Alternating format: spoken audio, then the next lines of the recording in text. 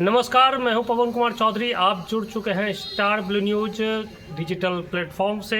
हमारे साथ जनसुराज पार्टी के युवा मुंगेर जिला अध्यक्ष राकेश गोप जी हैं। राकेश जी, सबसे पहले तो हमारे आज के साक्षात्कार कार्यक्रम में आपका स्वागत है। जनसुराज में लगातार आए दिन कुछ न कुछ नया देखने को मिल रहा है। चाहे प्रशांत किशोर की यात्राएं, दिन ब दिन नए यात्राओं पे प्रशांत किशोर निकल रहे हैं। प्रशांत किशोर की पार्टी में कई चेहरे भी नए जुड़ते जा रहे हैं। तो इन्हीं मुद्दों पर आज हम आपसे चर्चा करने जा रहे हैं। सबसे पहले प्रशांत जी एक नई यात्रा पर निकल चुके हैं, बिहार बदलाव यात्रा, जो कि बिहार बदलाव रैली के दिन प्रशांत किशोर ने घोषणा किया था कि हम पूरे बिहार में बिहार बदलाव यात्रा करेंगे, और सारण से उन्होंने शुभारंभ भी कर दिया। क्या लगता है कि सारण की जो घटना देखने को मिली, उस दिन वहाँ बिजली काट दिया गया, तो प्रशासन की बात करें या सरकार की, क्या वो नहीं चाहती है प्रशांत किशोर का यह यात्रा सफल हो? देखिए, पहले तो आपको धन्यवाद कि आपने इस गंभीर विषयों पर मुझे मंच दिया, मुझे बात रखने का मौका दिया। और दूसरी सबसे बड़ी बात कि आपका सवाल है कि प्रशांत जी यात्रा पर यात्रा निकाले जा रहे हैं बिहार में, और अभी वो फिलहाल बिहार बदलाव यात्रा की शुरुआत कर चुके हैं। पवन जी, बिहार की जो मूलभूत समस्याओं पर आज के तमाम राजनीतिक दल पिछले 30-35 वर्षों से बिहार को छलते आया है, ठगते आया है, अब ज़रूरत महसूस कर रहा है बिहार अपने पिछड़ेपन से अपने आप को मुक्त कराने के लिए एक बड़े बदलाव की तैयारी में है। एक बड़े बदलाव की कगार के मुहाने पर बिहार आज खड़ा है। बिहार के युवाओं का कोई भविष्य नहीं है। बिहार के बुजुर्गों के पास अपने बच्चों को लेकर के कोई उम्मीदें नहीं बची है। बिहार की महिलाओं के आत्मसम्मान के लिए, उन्हें रोजी रोटी के लिए, अपने बच्चों की सुख सुविधा के लिए, उनकी पढ़ाई के लिए, अपने इलाज के लिए कोई आशा का किरण नहीं बचा है। प्रशांत आज बिहार की सबसे बुलंद और ताकतवर आवाज़ हो गए हैं। वो आशाओं का एक दीप प्रज्वलित कर बिहार के लोगों को यह सपना दिखा रहे हैं कि बिहार भी बदलेगा और बिहार भी अपनी समृद्धि का इतिहास पुराने गौरव को प्राप्त करेगा। इसी विषय को लेकर के, चूँकि हम कोई जमी जमाई पार्टी नहीं है, हम अपनी ज़मीन तैयार कर रहे हैं। हम बिहार के लोगों के बीच जा कर के यह निरंतर बताते आ रहे हैं कि अब बिहार को अपने पैरों पर, बिहार के युवाओं के कॉपरेशन से ही खड़ा होना होगा। कोई राजस्थान या महाराष्ट्र या गुजरात का व्यक्ति बिहार की तकदीर नहीं लिख सकता। बिहार के जो भी दावे प्रतिदावे हैं यहाँ के राजनीतिक दलों के, जिन्होंने यहाँ पर बरसों राज किया, उनके दावों के बावजूद अगर उनके सारे कामों को सही मान भी लिया जाए, फिर भी आप देखते हैं कि भारत सरकार के आंकड़े बताते हैं कि बिहार आज पिछड़ेपन के सबसे निचले पायदान पर है। तो बिहार बदलाव के कगार पर है, और प्रशांत जी ने बदलाव यात्रा की शुरुआत की है जेपी के गांव सीताब दियारा से। आपने देखा कि जिस जेपी के चेले चपाटे आज बिहार में बरसों राज किए हैं, और जेपी के ही घर में बत्ती गुल कर दिया है, जेपी के ही घर को अंधियारे में छोड़ दिया है, तो आप किस विकास की बात कर रहे हैं? पूरे बिहार के गली कुची में बिजली का पहुंचाने का ठिकरा लेने वाले मुख्यमंत्री जी अपने सबसे परम गुरुदेव, जिनके नाम पर वो राजनीति करके आज बिहार में लगातार 17-18 वर्षों से मुख्यमंत्री हैं, उनके ही घर के बिजली को आपने काट दिया। यह दिखलाता है कि आप अपने महापुरुष पुरोधा के लिए भी कितने निर्लज हैं। आप यह दिखाता है कि आप बिहार के जब महापुरुषों की चिंता नहीं करते हैं, हमारे पुरोधाओं की चिंता नहीं करते हैं, तो बिहार के आम आदमी की चिंता आप क्या ही करेंगे। प्रशांत किशोर की पार्टी यानी कि जनसुराज में आए दिन नए चेहरे जुड़ते जा रहे हैं। बात करें आप सबकी आवाज़ राष्ट्रीय पार्टी यानी आशा पार्टी के राष्ट्रीय अध्यक्ष आरसीपी सिंह, जो कि कभी मुख्यमंत्री नीतीश कुमार के सबसे भरोसेमंद हुआ करते थे, आज नीतीश सरकार के खिलाफ वो कब्र खोदने में जुटे हैं और प्रशांत किशोर के साथ हाथ मिला चुके हैं। तो क्या ऐसे में प्रशांत किशोर अब जो अति पिछड़ा वर्ग की राजनीति जो नीतीश कुमार करते आ रहे हैं, उस अति पिछड़ा वर्ग के वोट बैंक को खींच पाने में सफल हो जाएंगे? देखिए, ये आपका मंतव्य हो सकता है कि हम अति पिछड़ा को लुभाने के लिए या अति पिछड़ा पर अपना डोरा डालने के लिए या अति पिछड़ा समाज के सबसे मजबूत नेता को एक उनका साथ और लेने और देने के लिए ऐसा कर रहे हैं, जबकि जनसुराज को इसमें कोई दिलचस्पी नहीं है। जनसुराज बिहार के बदलाव के जिद की भावना के साथ अपनी पूरी ईमानदार प्रयास में आज बरसों से लगा हुआ है। हमारा परिणाम क्या होगा चुनाव में, इस बात की चिंता किए बगैर हम एक एक दिन, एक एक मिनट, एक एक क्षण अपना खून पसीना, अपने जीवन का अर्जित किया हुआ सारा चीज़ दांव पर लगाए हुए हैं। आपने आरसीपी साहब की बात की। यकीनन आरसीपी साहब बिहार की सबसे मजबूत नेताओं में से एक रहे हैं। उनका पिछले कई वर्षों का एक राजनीतिक अनुभव रहा है। नीतीश जी के शासन व्यवस्था को चलाने में उनकी महत्वपूर्ण भूमिका थी। केंद्र में वो रेल मंत्री जब नीतीश कुमार जी हुआ करते थे, उनके विशेष सचिव हुआ करते थे। तो आरसीपी सिंह जी की स्वीकारता बिहार में बहुत बड़े पैमाने पर है, इस बात को स्वीकार करना होगा और ये सारे दल के नेता जानते हैं। आरसीपी साहब आज आए हैं। देखिए, बिहार को बदलना है पवन जी। बिहार को बदलने के लिए कोई राजस्थान, गुजरात या हरियाणा का लोग नहीं आएगा। तो बिहार के वो सारे लोग जो शायद पहले कभी किसी दल में काम करते थे, उस समय जनसुराज नहीं था, उनको लगता था हम अपनी ईमानदारी से, अपने मेहनत से, अपनी कर्मठता से, अपनी जीवटता से बिहार के लिए कुछ अच्छा कर पाएंगे। लेकिन उस दल के चंडी चौकड़ी जो वहाँ पर जो लोग रहते थे, उनके इस मकसद को पूरा करने में सक्षम नहीं थे। तो आरसीपी साहब ने उस चीज़ से अपने आप को बाहर किया और आज जब एक दल, उन्होंने अपना दल भी बनाया था, लेकिन बावजूद उन्होंने जनसुराज में विलय किया, इसलिए कि अलग अलग प्रयास करने से फिर वही बात हो जाएगी, ढाक के वही तीन बात हो जाएगा। सब लोग इस बात को महसूस कर रहे हैं कि आज बिहार बदलाव के लिए जनसुराज सबसे सशक्त और मजबूत विकल्प है। ये राजद और भाजपा, जदयू और कांग्रेस के जो मकरजाल में बिहार फंसा हुआ है, इसको निकालने का सबसे बेहतरीन रास्ता जनसुराज ही बनेगा। ये बात आम लोग भी महसूस कर रहे हैं और ये दल के विभिन्न दलों के बड़े नेताओं भी महसूस कर रहे हैं। तो आरसीपी सिंह जी का बहुत ज़बरदस्त स्वागत है हमारे दल में विलय करने के लिए और उनके आने से यकीनन जनसुराज काफ़ी मजबूत हुआ है। और बात जहाँ तक अति पिछड़ा, स्वर्ण और पिछड़े या दलित जाति की है, देखिए, हम नेताओं की काबिलियत और नेताओं की भावना के आधार पर बिहार बदलाव के लिए उनको साथ ला रहे हैं। यकीनन कोई भी नेता आएंगे तो वो किसी न किसी जाति का होगा। आप इसको जिस रूप में देखना चाहें आप देख सकते हैं। अगर बिहार में जो नया एक समीकरण तैयार हुआ था, लवकुश समीकरण, माना जाता है कि इस समीकरण को तैयार करने का जो पीछे से मास्टरमाइंड थे वो आरसीपी सिंह थे। तो क्या लगता है कि आरसीपी सिंह जब जनसुराज में जुड़ गए तो वो लवकुश समीकरण नीतीश कुमार के हाथ से कहीं निकलता नजर आ रहा है? देखिए, अगर राजनीतिक तौर पर बातें करेंगे तो आप सोचिए कि नीतीश कुमार जी की अपनी पूंजी क्या थी। आज नीतीश कुमार जी इसी अति पिछड़े वोट के कारण, इसी लवकुश समीकरण के कारण आज भाजपा को भी नाचते रहे हैं और राजद जैसे मजबूत दल को भी नाचते रहे हैं। जनाधार के मामले में ना तो राजद के पैरेलल नीतीश जी कहीं ठहरते हैं और ना ही भाजपा के पैरेलल नीतीश जी कभी ठहरते हैं। लेकिन नीतीश जी वो कुशल चतुर राजनीतिज्ञ हैं जो कि राजद को भी सब दिन नाच के रखा और भाजपा को भी नाच के रखा बिहार की राजनीति में। अब अति पिछड़ा वोट जो लवकुश समीकरण की आपने बात की, नीतीश जी तो जाति से कुर्मी है ना, उनका बेस तो धानुक और कोयरी है। और आरसीपी सिंह और लवकुश का समीकरण बना करके नीतीश जी को 15-17 वर्ष तक बिहार में मुख्यमंत्री बनाए रखा और अब आरसीपी सिंह चले गए हैं। बचा वहाँ कौन है? एक किचन कैबिनेट मिनिस्टर हैं जो देखते हैं कि नीतीश जी क्या खाएंगे, क्या पिएंगे। एक शौचालय मिनिस्टर है, टॉयलेट मिनिस्टर, एक दरबानी है, दरबार मिनिस्टर, और एक बेडरूम मिनिस्टर है जो कि नीतीश जी को चला रहे हैं। यही 4 मिनिस्टर नीतीश जी के दिमाग को हाईजेक किए हुए हैं और बिहार को रिटायर्ड ऑफिसर के भरोसे छोड़ दिया है।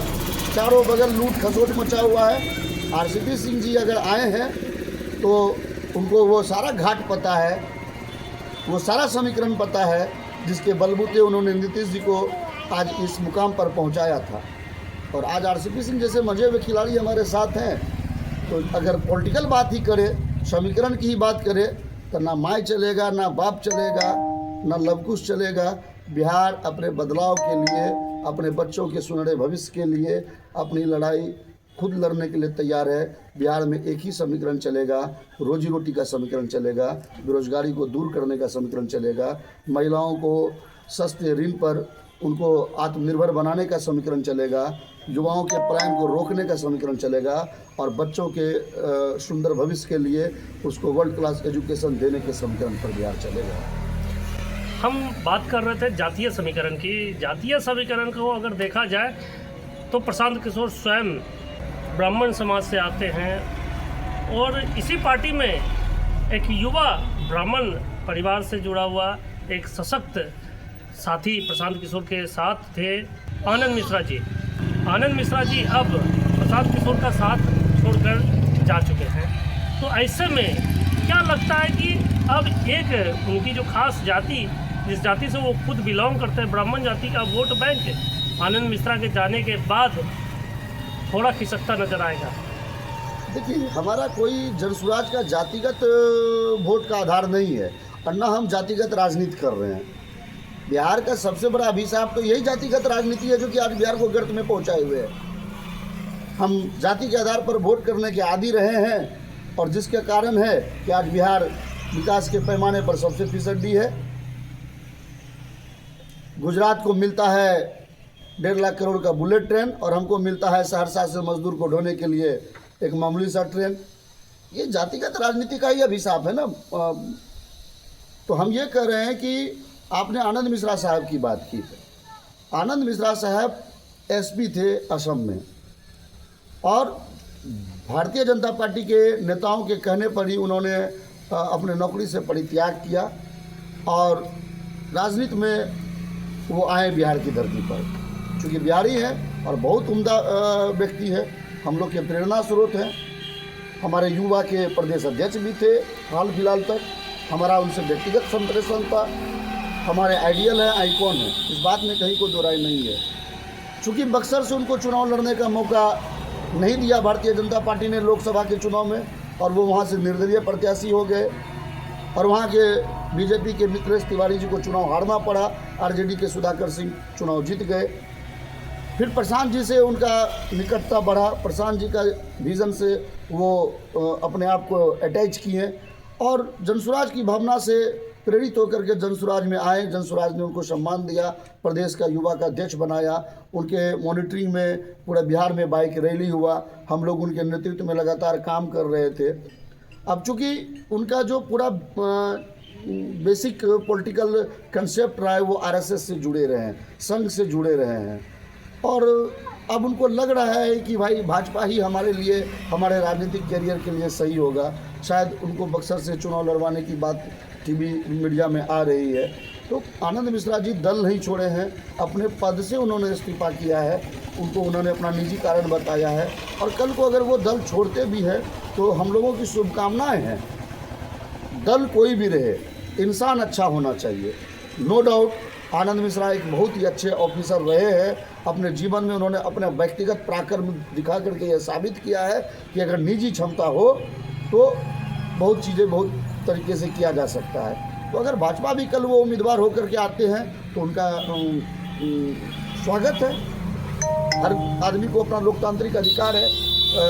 बाकी जनसुराज के प्रति उनके मन में कोई गलत भावना नहीं है और जनसुराज का उद्देश्य भी आनंद मिश्रा जी का ही उद्देश्य है। एक महत्वपूर्ण सवाल कि अब जनसुराज पार्टी के राष्ट्रीय अध्यक्ष के रूप में पप्पू सिंह, जो कि 2 बार पूर्णिया से सांसद रह चुके हैं और बैक से पहले से भी सपोर्ट जनसुराज को वो देते आ रहे थे, अब राष्ट्रीय अध्यक्ष बन चुके हैं। उनके राष्ट्रीय अध्यक्ष बनाने के पीछे भी क्या जातीय मजबूरी है जनसुराज की, जो कि क्षत्रिय वोट का गोल बंद करना, इस चीज़ में लगभग सभी पार्टियां फिसड्डी साबित होती आ रही है। और दूसरा, क्या वो जो आर्थिक सहयोग कर रहे थे प्रशांत किशोर की पार्टी जनसुराज को, वो मजबूरी आन पड़ी या और कोई मजबूरी है जनसुराज के राष्ट्रीय अध्यक्ष बनाने के पीछे पप्पू सिंह को? देखिए, किसी भी दल को अपना राष्ट्रीय अध्यक्ष चुनने का अधिकार है लोकतंत्र में। और ये मजबूरी शब्द क्या होता है? आज नीतीश कुमार जी स्वयं राष्ट्रीय अध्यक्ष हुआ करते थे जदयू के कार्यकारी अध्यक्ष बना दिए संजय झा जी को, जब ये है बीच में ललन सिंह जी को बना दिए थे, कभी उन्होंने शरद यादव जी को बनाया था। आज लालू यादव जी अपने पार्टी के राष्ट्रीय अध्यक्ष हैं। आज मल्लिकार्जुन खड़गे जी कांग्रेस के राष्ट्रीय अध्यक्ष हैं। भाजपा का राष्ट्रीय अध्यक्ष का मात्र को जेपी नड्डा साहब है, चलाते अमित शाह जी हैं। तो हर दल का अपना अपना राष्ट्रीय अध्यक्ष चुनने का उनको अधिकार है। आज उदय सिंह उर्फ पप्पू सिंह जी हमारे पार्टी के राष्ट्रीय अध्यक्ष हुए हैं, उनका स्वागत है, उनका बधाई है। और आपने इनको जाति से जोड़ा है, तो कोई भी व्यक्ति किसी भी दल का राष्ट्रीय अध्यक्ष होगा वो किसी न किसी जाति का तो होगा। और अगर जातीय बात ही करे तो क्या राजपूत समाज के लोगों को हक नहीं है कि हम किसी दल का राष्ट्रीय अध्यक्ष हो? क्या आप चाहते हैं कि जगदा बाबू जैसे लोगों को प्रदेश अध्यक्ष बना करके राजपूत समाज के का वोट लुभावने के लिए उनको हमेशा बेइज्जत करते रहें? लालू जी के बेटे जगदा बाबू का क्या इज्जत करते थे? रघुवंश बाबू जैसे लोगों का राजद ने एक लोटा कह दिया था उनको। अगर राजपूत समाज की ही बात किया जाए, हमें गौरव है, हमें खुशी है और इस बात का स्वागत है कि आज राजपूत समाज इस देश को अपना त्याग और बलिदान दिया है इस देश की अखंडता के लिए। और उस समाज के लोग अगर हमारे राष्ट्रीय अध्यक्ष हैं तो इस बात का गौरव है जनसुराज को। और हमारे यहाँ कोई निश्चित ये नहीं है, आप अभी हमारे प्रदेश अध्यक्ष दलित है, दलित समाज के लोग हैं, तो कल को फिर कोई स्वर्ण समाज का लोग आएगा, कल को कोई पिछड़े समाज का लोग होगा। ये सब दिन के लिए नहीं है, एक टेन्योर होता है राष्ट्रीय अध्यक्ष का। और जो भी कोई अध्यक्ष बनेंगे वो किसी न किसी जाति को रिप्रेजेंट करेंगे। और अगर जातिगत बात भी समझा जाए तो हम लोग बहुत खुश हैं कि एक अनुभवी, एक विद्वान, एक मंझे हुए राजनीतिज्ञ और उदय सिंह जी, पप्पू सिंह जी जनसुराज की परिकल्पना जब से बनाई गई तब से हम लोग के साथ थे, वो मुख्य भूमिका में नहीं थे। हम लोगों ने प्रशांत किशोर जी से अनुरोध किया कि जिस व्यक्ति का खून पसीना तन मन धन सब लग रहा हो जनसुराज को आगे बढ़ाने में, तो उनको एक मुख्य भूमिका में लाया जाए, क्योंकि उनका बिहार में एक बड़ा प्रभाव है और उस प्रभाव को, उनकी ताकत को, उनकी अपनी क्षमताओं का लाभ जनसुराज को दिलाई जाए। तो हम लोग के अनुरोध पर प्रशांत जी ने सर्वसम्मति से हमारी कोर कमेटी ने उनको राष्ट्रीय अध्यक्ष चुना है। और इस बात के लिए हम अपने राष्ट्रीय अध्यक्ष का सम्मान करते हुए उनको बहुत बधाई देते हैं। आखिरी सवाल, महत्वपूर्ण सवाल ये है कि अब जिस तरह से जनसुराज का हुनवा काफ़ी बढ़ता जा रहा है और ख़ास करके बड़े बड़े चेहरे अब जनसुराज के प्रमुख चेहरा बनकर सामने आ चुके हैं, तो अब यहाँ से क्या लगता है कि 2025 विधानसभा चुनाव जनसुराज के लिए काफ़ी मजबूत स्थिति में नज़र आ रहा है? देखिए, जिनको आप बड़े चेहरे कह रहे हैं वो चूँकि राजनीति में पहले स्थापित चेहरे थे, इसलिए आप उनको बड़ा चेहरा कह रहे हैं। जनसुराज जो दल बना है ना पवन जी, वो दल ही 1 करोड़ बिहार के किसान, मजदूर, छात्र, नौजवान, बौद्धिक लोग, सब लोगों ने मिलकर के बनाया है। वो सारे मजबूत चेहरे हैं। चूँकि वो राजनीति में स्थापित नहीं थे, उनको प्रशांत जी ने अपने यात्रा से मत करके निकाला है। एक एक लोगों को, सही लोगों को उन्होंने ढूंढ ढूंढ कर हीरा को चुना है और वो सारे लोगों ने मिलकर के जनसुराज को बनाया है। जनसुराज कोई एक व्यक्ति का दल नहीं है, ये किसी जाति का दल नहीं है, ये किसी धर्म का दल नहीं है, ये किसी नेता के बाल बच्चे का करियर सेटल करने का दल नहीं है। ये बिहार के लाखों युवाओं को एक मंच देने का दल है। ये बिहार के उन 14 करोड़ बिहारियों के समृद्धि के लिए काम करने का एक दल है। तो मजबूत चेहरे इसलिए वो आपके नज़रों में होते हैं क्योंकि कई ऐसे साथी हैं जो पहले से राजनीति में स्थापित रहे हैं, उनको लगभग पूरा बिहार जानता है, तो वो हमारे मजबूत साथी बन करके हैं। वो दल को लीड कर रहे हैं। अपनी भूमिका, यहाँ सबकी अपनी अपनी भूमिका है। राम सेतु को बनाने के लिए, लंका दहन के लिए अगर राम सेतु को बनाना था तो गिलहरी की भी अपनी एक भूमिका थी और नल नील की भी अपनी एक भूमिका थी। जाना तो राम को ही था और रावण का वध होना था। उसी तरह इस दल में जो भी लोग हैं और बड़ा व्यापक पैमाने पर हमारी स्वीकार्यता हो रही है। आप देख रहे हैं कि हमारे बदलाव यात्रा जो चल रही है, बहुत तेज़ी से बहुत लोग जुड़ रहे हैं। स्थापित लोग तो हमारे यहाँ लाइन लगा कर खड़े हैं, क्योंकि हम लोग उनको ज़्यादा तवज्जो नहीं दे रहे कि सबको चुनाव लड़ने के लिए ही आना है। चुनावी समर आ रहा है और ये 2025 बिहार के बदलाव की एक नई इबारत लिखने जा रहा है। हम ये तो नहीं कहेंगे डिंगबाजी और दलों की तरह कि हम ये कर देंगे वो कर देंगे, लेकिन इतना तय है कि जो यहाँ पर आज लखेड़े दल थे, जो यहाँ के धूर्त दल थे, जो बिहार को ठग फूस रहे थे और मुफ्तखोरी का एक मुफ्तखोरी मतलब कि वोटों का वो मुफ्त में ही वोट ले रहे थे बिना काम किए, उनको हम एक बहुत बड़ा कंपटीशन देने जा रहे हैं, बहुत बड़ा चैलेंज दे रहे हैं। आप देखिए जनसुराज पॉलिटिकल डिस्कोर्स में अपने आप को खड़ा कर दिया है बिहार में। आज बिहार के मुद्दे को जनसुराज तय करने लगा है। जो कांग्रेस को दिल्ली से पलायन करा दिया गया, जिस कांग्रेस को छत्तीसगढ़ से पलायन करा दिया गया, जिस कांग्रेस को मध्य प्रदेश से पलायन करा दिया वहाँ की जनता ने, जिस कांग्रेस को राजस्थान से पलायन करा दिया गया, आज वो बिहार में यात्रा निकाल रहे हैं। हमारा देखा उसकी हमारा नकल करते हुए क्या यात्रा का नाम रखा है रे भाई, बेरोजगारी रोको पलायन रोको। वाह, ये डिप्टी सीएम सम्राट चौधरी मुरेठा मैन, जिसका कि मुंडन नीतीश कुमार जी ने अपने चरणों में करा दिया, वो कह रहा है कि अगली बार हमारी सरकार बनेगी तो बिहार में हम पलायन को रोक देंगे। अभी क्या चल रहा है रे भाई, फौज चल रहा है क्या राजनीति में? आप बिहार को कब तक ठगोगे? आप डिप्टी सीएम हो और आप कहते हो कि सरकार बनेगी तब हम बिहार से पलायन को रोक देंगे। अभी पलायन बढ़ाने के लिए क्या कर रहे हो? गुजरात में मजदूर को भेज रहे हो। गुजरात का एक शहर है सूरत, वहाँ 5 लाख बिहारी मजदूर काम करते हैं। डिप्टी सीएम बताएं कि तारापुर में कब 50,000 मजदूर काम करेंगे उनके गृह क्षेत्र में? मुंगेर में कब ऐसा फैक्ट्री लगेगा जहाँ की 5,000 मजदूर भी एक साथ काम करें? कल तो आए थे रेल मिनिस्टर, जमालपुर कारखाना को ठग के निकल गए। गुजरात में 20,000 करोड़ का रेल का नया कारखाना खुलेगा और हमारे कारखाना को 330 करोड़ रुपया का झुनझुना थमा करके चल दिए, जो कि एशिया महादेश का सबसे बड़ा कारखाना होता था। बिहार के साथ ये सौताला व्यवहार नहीं चलेगा। बिहार इसका जवाब देने के लिए इसी चुनाव में आपको जवाब मिल जाएगा। बिहार को सबों ने छला है और अब बिहार छलाने के मूड में नहीं है। हर हाल में बिहार को बदलना होगा। बिहार के जिद्दी युवा अब बदलने के मूड में नहीं है। अब बिहार में अब बदलाव आएगा। प्रशांत किशोर के नेतृत्व में बिहार में आम जनता की जो सरकार बनेगी।